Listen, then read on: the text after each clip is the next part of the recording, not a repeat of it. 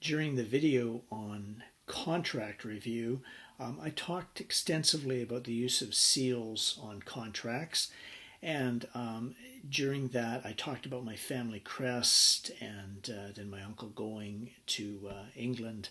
At least I hope I did. But anyway, I've had those at the university. I've now gone to the university, mask on, rubber gloves on, retrieve these things, and I just wanted to talk about them.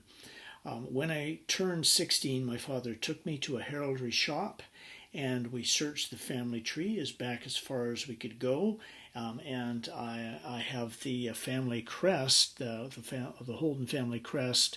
Neither timidly nor rashly is our motto down here. There is a very important bird in England called a moorcock, and it's on top of the helmet.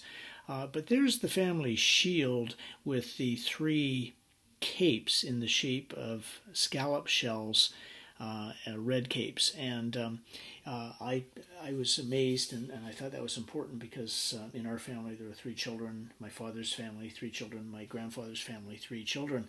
But then my uncle went to England, as I mentioned, and actually went back in our family tree and found out what our true family crest was like. And he had 3 pewter mugs made, for drinking that drink that I really enjoy, beer. On the mug, I'll see if I can make it. It's hard to see, but there's the actual shape of the shield. It's got a couple of red lines, and in the middle there is a mailed fist. Okay, and he had 3 of these mugs made, one for himself and one for each of his brothers. My father eventually gave me his mug, and I really treasure it. Okay, but it's got a glass bottom. What's that all about? Well, interestingly enough, the glass bottom has legal implications. Okay.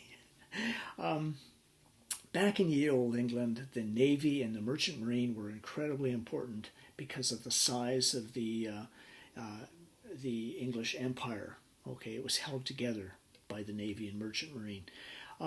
So enlistment in the Merchant Marine and the Navy was extremely important, and press gangs used to go out, skulk the streets of London, and when people were in the pub and they were drinking, and they'd drunk and they'd walk out and whack, they'd get hit in the back of the head, and they'd wake up the next day on the deck of a ship that's sailing out to sea, and the captain would say, "Congratulations, you're in the Navy." Okay, well, one night a lord was out slumming. Okay, he's going to go down, he's going to have some beers in the pub with the common people. And he comes walking out, whack, he gets hit on the side of the head, and he wakes up on the deck of the ship, and the captain walks in and he says, "Okay, congratulations."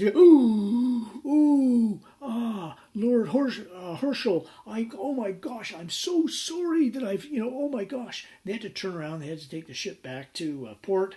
The Lord, I can't remember what his name was, but he went to the House of Lords and he said, "This is absolutely intolerable. I found out that press gangs, beat up people, and that's how they enlist them in the Navy."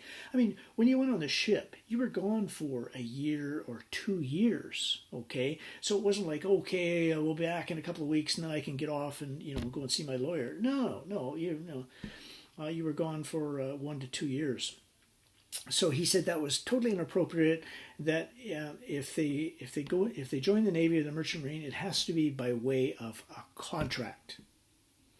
And so the press gangs, instead of beating up people, they'd go into the pub and there'd be the guy at the bar and he's having a good time and give me another beer here. How's it going, eh? And when he wasn't looking, they'd drop a crown in his drink and he would drink it and he'd go, "Oh, what's this? Oh," and they said, "Ha, you've accepted our money. That's our consideration. Now you're in the Navy." Yeah, offer, acceptance, consideration. No intention, but hey, let's not worry about that. But anyway, so they were doing that. And so people had glass bottoms put in the bottom of their mug, and they'd have their beer, and they'd say, "Okay, bottoms up," and they'd all go. And they'd look, and if there was any money in there, They'd put it down and walk away. Okay, so that's where the expression bottoms up comes from, and that's where the glass bottom of mugs comes from. Okay, so that's a little bit of history, and I'm not certain how that will work into the exam, but I'd love to put it on there some way. Well, nowadays we have those little red wafers that I showed you in the previous video. Corporations have something called a corporate seal, okay? And I'm going to have to see if I can get this to show. You would just slide the document into it, and then you would press down, and it would emboss the seal onto the document. And I've done that, and then I've marked it with a pencil so that you can see that it actually comes out and says seal on it. And so that was how a corporation would seal a document. And that's the way that it really should be done in the province of British Columbia, because our BC Business Corporations Act says that a document that can be done under seal by a person can be done under seal by a corporation, subject to the usual formalities. Unlike Saskatchewan, and I think I have that material on my my screen if I remember, section 22 or something of the statute says that a corporation that signs a document via its authorized signatories is deemed to have signed under seal. So you have to be a little careful when dealing with corporate documents. It'd probably always be a good idea to actually insist on a corporate seal being put on there. You know, they cost about $60 or $70 to have one of those corporate seals made. So in the event that there's some corporate contractual obligations being formed, a small expenditure like that would not be untoward. If the business comes back and their lawyer says, oh, no, we're in the province of Saskatchewan and section 23 of the statute says that it's deemed to be signed under seal, then everything's okay, right? But you want to make sure that all those things are done in advance. Let's see, was there something else I was going to say about that?